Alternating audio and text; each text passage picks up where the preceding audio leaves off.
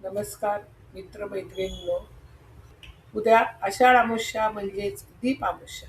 श्रावण महिन्याचा पावन पर्वाचे स्वागत करण्यासाठी आणि आपल्या घरातील नकारात्मकता दूर करून आरोग्याचा प्रकाश पसरवण्यासाठी हा दिवस अत्यंत महत्त्वाचा मानला जातो.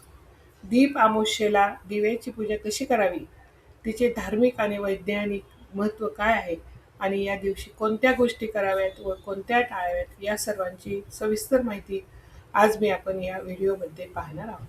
व्हिडिओ शेवटपर्यंत नक्की पहा.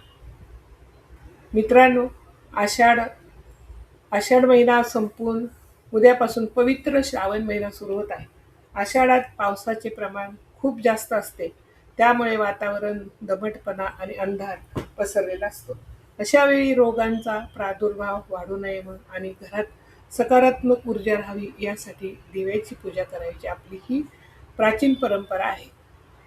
तमसो तमसोमा ज्योतिर्मय म्हणजेच अंधाराकडून प्रकाशाकडे जाण्याचा संदेश दीप अमावस्या आपल्याला देते. दिवा हा केवळ प्रकाशाचे प्रतीक नाही, तर ज्ञान आणि सुख समृद्धी आणि आरोग्याचे प्रतीक मानले जातो.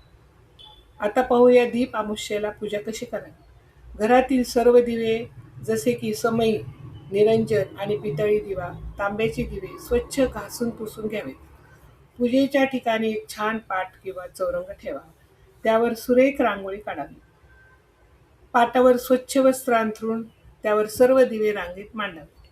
सर्व दिव्यांना तेल किंवा तूप घालून वाती लावावेत आणि दिवे प्रज्वलित करा. दिव्यांना हळद, कुंकू, अक्षता आणि फुले व्हावी. काही ठिकाणी गव्हाच्या पिठाचे गोड दिवे बनवून उकडीचे किंवा तळलेले दिवे याचा नैवेद्य दाखवला जातो. पूजेनंतर ही प्रार्थना नक्की म्हणावी.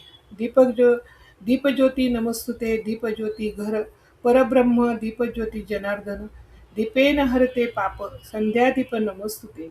या प्रार्थनेमुळे घरातील सर्व नकारात्मक ऊर्जा नष्ट होते आणि प्रसन्नता लाभते. दीप अमावस्येच्या दिवशी काय करावे आणि काय टाळावे हे पाहणे गरजेचे आहे. सकाळी उठून घर स्वच्छ करावे आणि मुख्य दारासमोर रांगोळी काढावी. सायंकाळी घरातील सर्व कोपऱ्यांमध्ये दिवे लावावे. गरिबांना किंवा गरजूंना अन्न किंवा दिव्याचे दान करणे अत्यंत शुभ मानले जाते. या दिवशी घरात भांडणे किंवा वादविवाद करू नये. घरातील कोणत्याही कोपऱ्यात अंधारात ठेवू नये. मांसाहार किंवा तामसिक अन्न ग्रहण करणे टाळावे, कारण उद्यापासून श्रावणाची पवित्रता सुरू होते. तर मित्रांनो, या दीप अमावस्येला तुम्ही आपल्या घरातील दिव्याची पूजा करून आयुष्यात आनंद आणि आरोग्याचा प्रकाश नक्की घेऊन या. तुम्हा सर्वांना दीप अमावस्येच्या खूप खूप शुभेच्छा.